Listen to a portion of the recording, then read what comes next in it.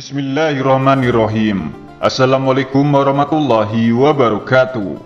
Pada tahun 622 sebelum Hijriah, Nabi Isa alaihissalam terlahir di dunia atas kehendak dan kuasa Allah Subhanahu wa Ta'ala tanpa seorang ayah. Maryam putri Imran bin Matsan yang alim dan salihah merupakan ibu yang telah mengandung dan melahirkannya.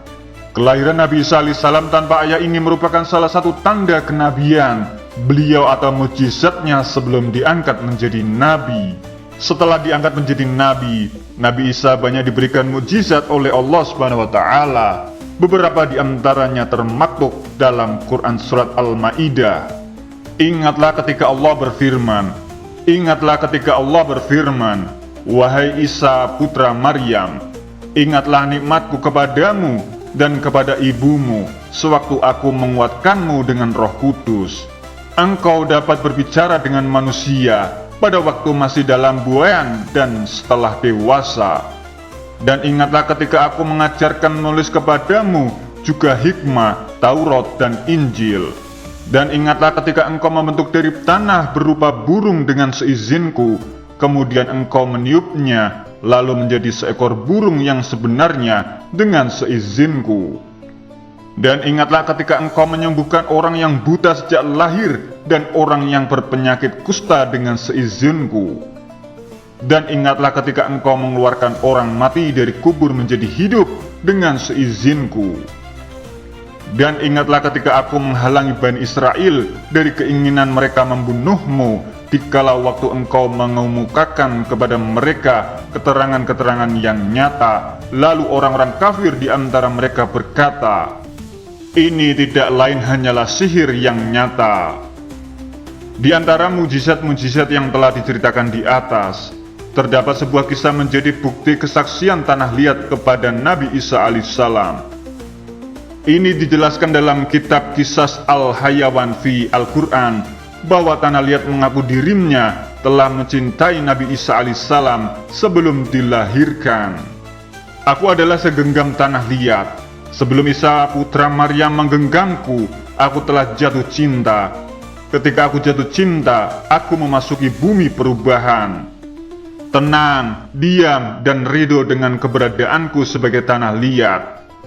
Aku tak pernah bermimpi, meski aku adalah wujud tanpa mimpi. Namun aku ridho dengan keberadaanku ini, ujarnya. Kemudian ia menceritakan asal-usul awal penciptaannya yang tanpa mempunyai rasa jatuh cinta. Pada mulanya, aku adalah bagian dari matahari. Jutaan tahun berjalan tanpa jatuh cinta. Kemudian padamlah bara yang menyala-nyala berubah menjadi batu karang dalam planet yang mereka sebut dengan bumi. Aku berada di daerah yang mereka sebut dengan Palestina. Aku adalah tanah liat dari bumi Palestina yang tersiksa tanpa jatuh cinta, lanjut ujarnya. Banyak sekali yang diketahui dari sebuah tanah liat ini. Ia dapat merespon kalam-kalam Allah Subhanahu wa Ta'ala atas mukjizat yang diberikan kepada Nabi Isa alaihissalam. Keistimewaan yang dimiliki tanah liat dapat merasakan peristiwa yang terjadi saat bersamaan malaikat-malaikat yang turun ke bumi untuk menemui Maryam. Saat malaikat Jibril turun, tiba-tiba tanah liat terdorong keinginan yang amat kuat untuk terbang ke angkasa. Sampai tibalah di suatu hari, Isa alaihissalam sedang duduk di dekat pohon mawar, dikelilingi oleh banyak masyarakat. Mereka berbicara kepada Isa alaihissalam tentang ruh dan menunjukkan keraguan tentang nilai ruh, sebagaimana Isa alaihissalam menggambarkannya dengan menunduk ke tanah dan menggenggam secuil tanah tersebut. Itulah saat pertama kali seumur hidupku aku beranjak dari bumi. Isa alaihissalam mendengarkan kata-kata mereka sambil menggenggamku erat-erat. Aku merasa bahwa genggaman Isa alaihissalam sedang mengisi tubuhku dengan sesuatu yang baru. Isa alaihissalam mengangkat tangan yang berisi secuil tanah liat dan bertanya kepada orang-orang yang mengelilinginya, aku si tanah liat, apakah ini? Mereka bertanya. Apakah secuil tanah ini dapat terbang ke langit tanya balik Isa alaihissalam. Tidak mungkin, mereka menjawab. Mengapa tidak bisa? Tanya Isa alaihissalam kembali. Mereka diam dan tidak dapat menjawab. Karena tanah ini tidak memiliki ruh, jika aku menjadikannya seekor burung bulbul dengan meniupnya sambil memohon kepada Allah Subhanahu wa Ta'ala agar tercipta ruh di dalamnya, apakah tanah liat ini tidak bisa terbang? Kata Isa alaihissalam. Isa alaihissalam berbicara sambil membentukkan tanah liat tersebut menjadi burung.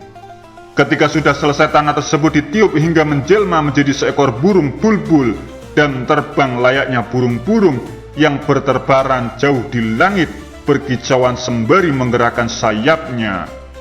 Demikianlah sebuah cerita tentang mukjizat Nabi Isa alaihissalam yang berkenan dengan ruh. Dengan izin Allah Subhanahu wa Ta'ala, tanah liat yang bukan apa-apa bisa memiliki ruh dan menjadi burung bulbul yang mampu terbang di langit. Wallahu a'lam bishawab. Semoga kisah ini bermanfaat. Wassalamualaikum warahmatullahi wabarakatuh.